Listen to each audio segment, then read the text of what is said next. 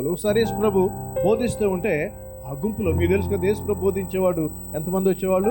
ఒక 50 మంది, ఒక 100 మంది వచ్చేవాళ్ళ సమూహాలు, లెక్క పెట్టలేనంత సమూహాలు. ఏమండి, వీరందరూ మతస్థులే, దేవుడు నమ్మిన వాళ్ళే, దేవాలయానికి వెళ్ళే వాళ్ళే. కానీ యేసయ్య బోధ అధికారంతో ఉండేది కాబట్టి ఆ బోధ వారికి చాలా నచ్చింది, అవసరం అనిపించింది. అందుకని సమూహాలుగా వచ్చేవాళ్ళు.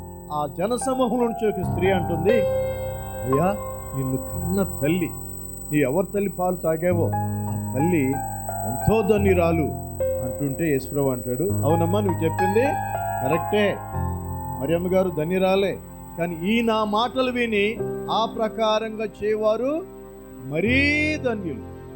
మరి అంటే అర్థం ఏంటి? చాలా గొప్ప అండి, ఇక వాస్తవం నేను.